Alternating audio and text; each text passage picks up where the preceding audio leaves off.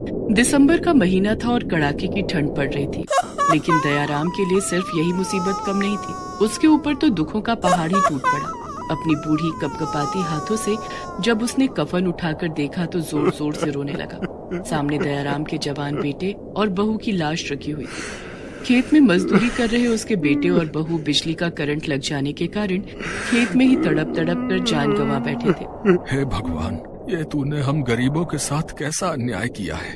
तुझे हमारी तकलीफें दिखाई नहीं देती है क्या, जो तूने ऊपर से इतना बड़ा दुख भी दे दिया। अब मैं इन बच्चियों को अकेला कैसे पालूंगा। दयाराम की 3 पोतियां थी, जिनमें से बड़ी पोती सोनी 6 साल की और मझली पोती मोनी 5 साल की थी और सबसे छोटी पोती चुनमुन तो अभी 6 महीने की ही थी। दुधमुही चुनमुन को तो पता भी नहीं था कि उसके माता पिता अब लौटकर कभी नहीं आएंगे। बेटे और बहू की मौत के बाद तीनों पोतियों की जिम्मेदारी दयाराम पर ही आ गई थी। सहारे के नाम पर दयाराम के पास एक गाय थी जिसका नाम यमुना था। दयाराम यमुना का दूध बेचकर अपना और अपनी तीनों पोतियों का गुजारा किसी तरह से चला पा रहा था। एक दिन दयाराम के पास साहूकार का आदमी आया। अरे दयाराम, तेरे बेटे ने साहूकार से कर्जा लिया था। तेरा बेटा नहीं रहा तो अब साहूकार का कर्जा नहीं चुकाएगा क्या। कर्जा? कौन सा कर्जा? मुझे तो कर्जे के बारे में कुछ भी नहीं पता। पता कैसे चलेगा? पैसे जो देने पड़ेंगे। तेरे बेटे ने ये घर बनवाने के लिए 10,000 रुपए लिए थे। लेकिन मेरे पास तो अभी इतने पैसे नहीं हैं। साहूकार जी से कहना कि थोड़े दिन और रुक जाएं।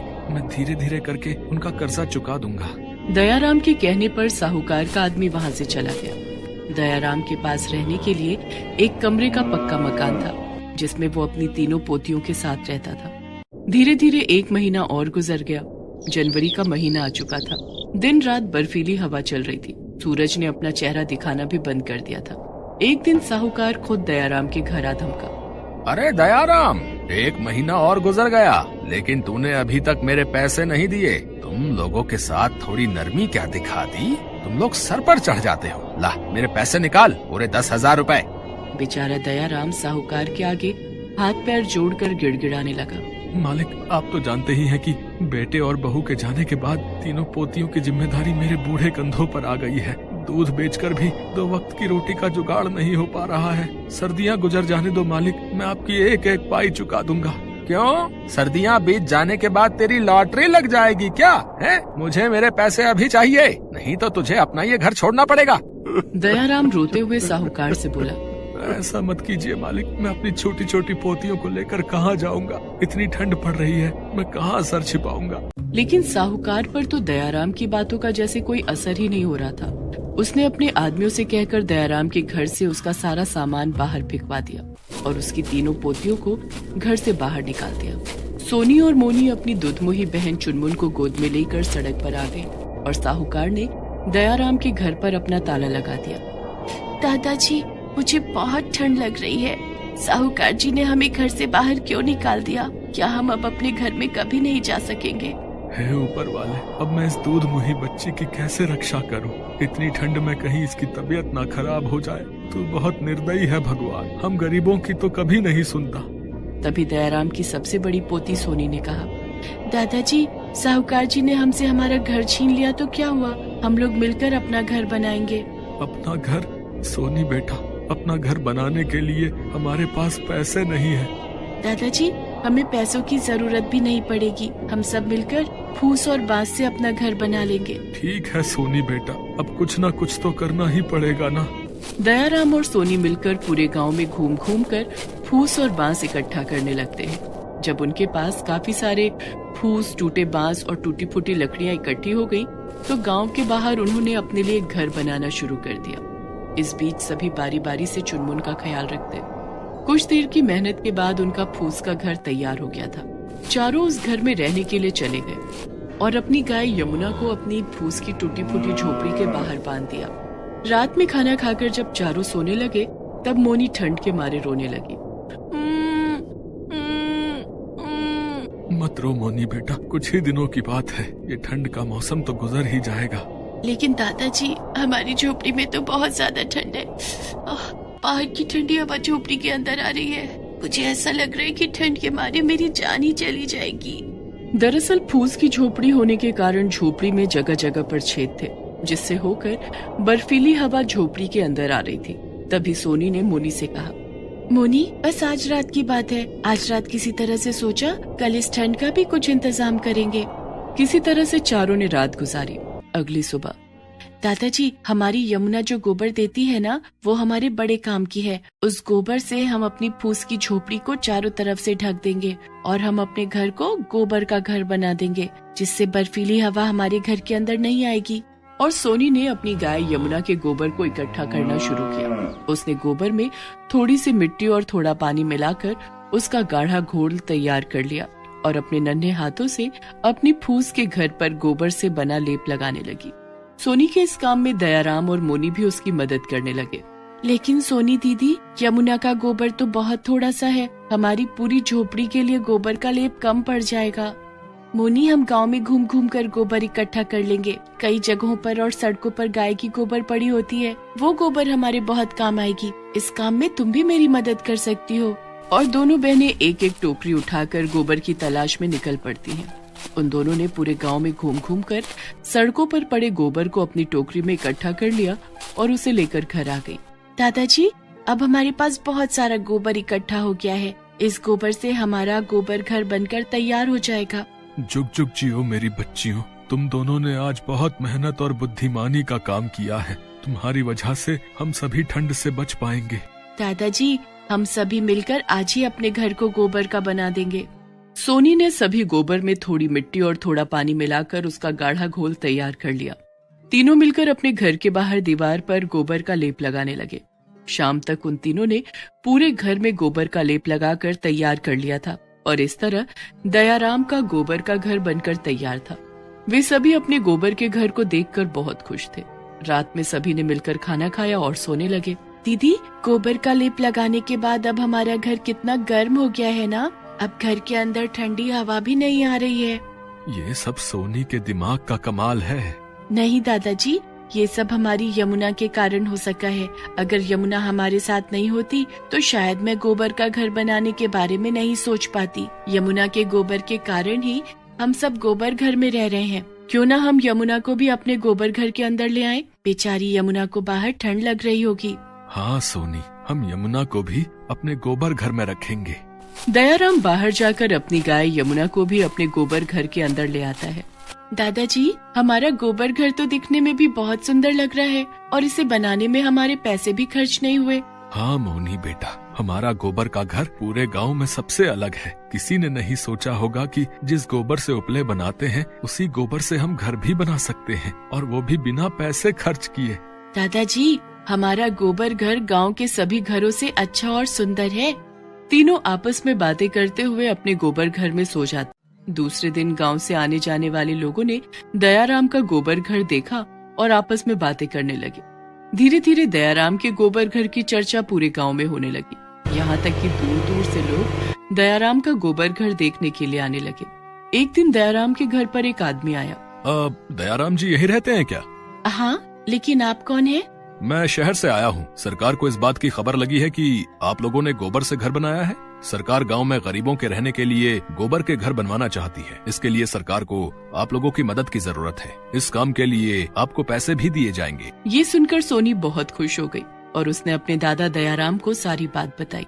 अरे भाई, ये तो बहुत ही खुशी की बात है। हम अपनी तरफ से सरकार की पूरी मदद करेंगे। उसके बाद सरकार की तरफ से दयाराम के गाँव के अलावा दूसरे गाँव में भी गोबर का घर बनाया जाने लगा, जिसमें दयाराम, सोनी और मोनी तीनों ने अपना पूरा योगदान दिया। सरकार ने कई घूमने फिरने की जगहों पर भी सैलानियों के ठहरने के लिए गोबर के घर बनवाए और ये सारे काम दयाराम, सोनी और मोनी की देखरेख में किए गए। इस काम के लिए उन्हें सरकार की तरफ से अच्छे पैसे भी दिए गए। सोनी बेटा, तेरे गोबर घर के आइडिया ने तो हमारी सारी मुश्किलें दूर कर दी हैं। लोग हमसे गोबर घर बनवाने की डिमांड लेकर आने लगे हैं। अब हमारी गरीबी के दिन भी दूर हो गए हैं। दादाजी, ये सब तो यमुना की वजह से हुआ है। यमुना नहीं होती तो हम गोबर का घर बनाने के बारे में कभी नहीं सोच पाते। तीनों मिलकर यमुना को ढेर सारा प्यार करते हैं और अपने गोबर घर में आराम से रहते हैं। आइए साहब, आइए, इतनी ठंड में गर्मा गर्म भुट्टे खाइए। आइए बहन जी, आइए। उन दोनों के शरीर पर बस एक फटी हुई चद्दर है। ठंड की वजह से दोनों के हाथ कांप रहे हैं, लेकिन वो दोनों भी क्या करें। पेट चलाने के लिए उन्हें इतनी ठंड में भी रास्ते में निकलकर भुट्टे बेचने पड़ रहे हैं। इतने में उन लोगों के सामने एक बड़ी सी गाड़ी आकर रुकती है और पायल नाम की एक लड़की अपनी 3 सहेलियों के साथ बाहर निकलती है। ए बुढ़े, 4 भुट्टे दे। रामचरण 4 भुट्टे सेक कर देता है। वो चारों मजे से खाते हैं। जी 4 भुट्टे के 40 रुपए हुए हैं मालकिन। क्या हमसे पैसे मांग रहा है? तुझे पता भी है कि मैं कौन हूँ? पायल बहुत गुस्सा हो जाती है। रामचरण कहता है, आप बहुत अमीर हो, हम गरीब हैं, और ये तो हमारा हक का पैसा है। हमें पैसा दे दीजिए, नहीं तो आज हमें भूखा सोना पड़ेगा। तेरी हिम्मत कैसे हुई मुझसे ऐसे बात करने की? गरीब भिखारी कहीं के, नाली के कीड़े। तेरी चद्दर से तो घटिया बू आ रही है और तू मेरे साथ जबान लड़ा रहा है। हाँ बुढ़े, तुम लोगों की औकात तो पायल के नौकर बनने की भी नहीं है। रुक जाओ तुम दोनों, मेरे पापा बहुत बड़े पुलिस ऑफिसर हैं, मैं अभी उनसे तुम दोनों की शिकायत करती हूँ। पायल और उसकी सहेलियां गाड़ी में बैठकर चली जाती हैं। तुलसी और रामचरण 40 रुपए न मिलने का शोक मनाने लगते हैं और कुछ ही देर बाद एक पुलिस की गाड़ी आती है और उसके अंदर से एक ऑफिसर बाहर निकलते हैं। मेरी बेटी के साथ तुम दोनों ने बदतमीजी की है, आज से तुम लोग यहाँ ठेला नहीं लगा सकते, चलो। ये बोलकर पायल के पिता राघवेंद्र सब कुछ तोड़ फोड़ कर देते हैं और वहाँ से चले जाते हैं। रामचरण और तुलसी सब कुछ खोकर रोने लगते हैं। हे भगवान, हमारे पास पेट चलाने का केवल एक ही जरिया था, आज वो भी नहीं रहा। हम जैसे गरीबों को कितना कुछ सहना पड़ता है। गरीब होना इस दुनिया में एक पाप है, पाप।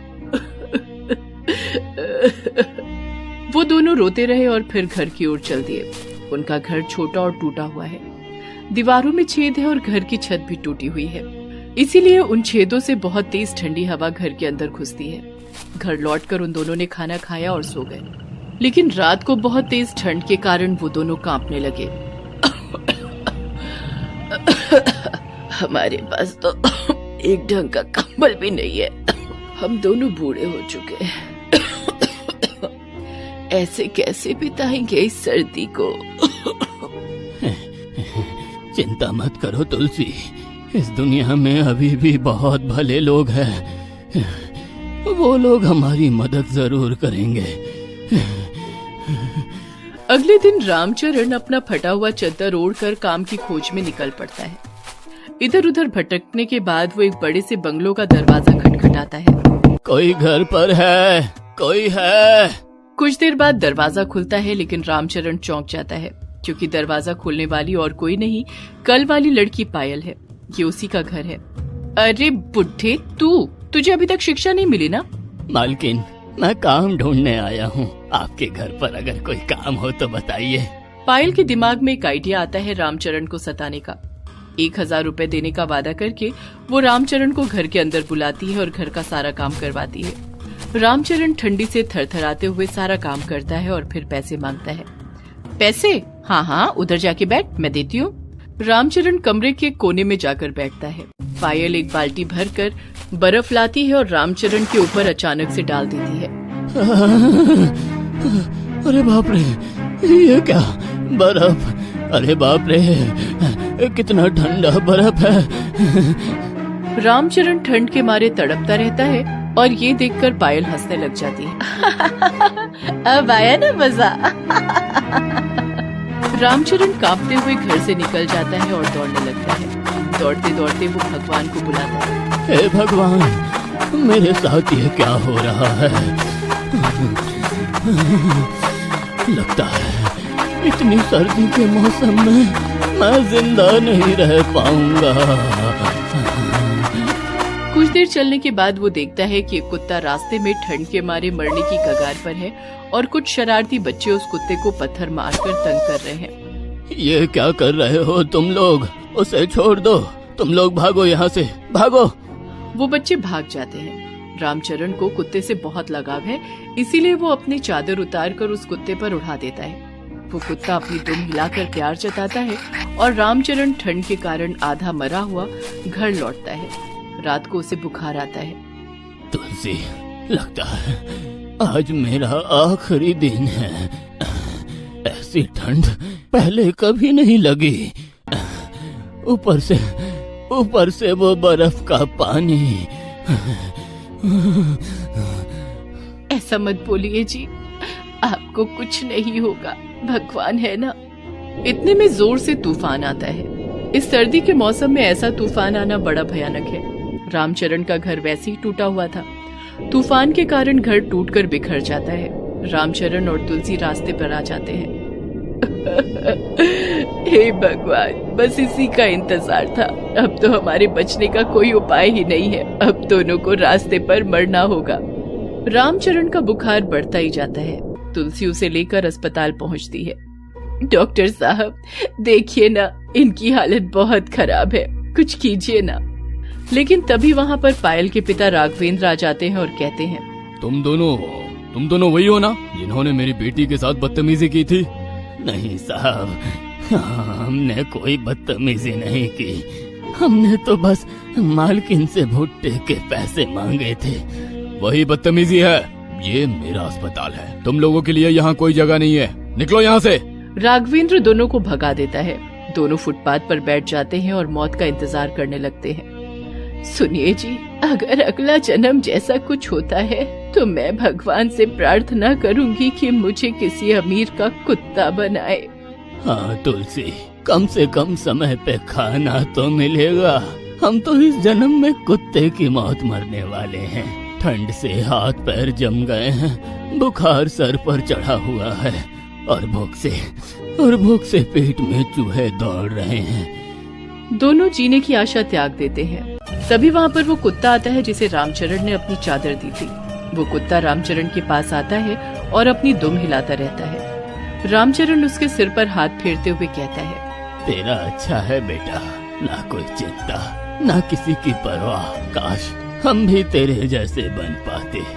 वो कुत्ता तुरंत दौड़कर जाता है और कहीं से 2 रोटी और 1 दवाई लाकर रामचरण के हाथ में रख देता है। रामचरण और तुलसी की आंखों में आंसू आ जाते हैं। देखिए जी, आजकल इंसानों से ज्यादा कुत्तों में इंसानियत है। दोनों एक एक करके रोटी खाते हैं और उसके बाद रामचरण दवाई खा लेता है। दवाई लेने के बाद वो थोड़ा बेहतर महसूस करता है। तभी कुछ दूर एक जोरदार धमाका होता है।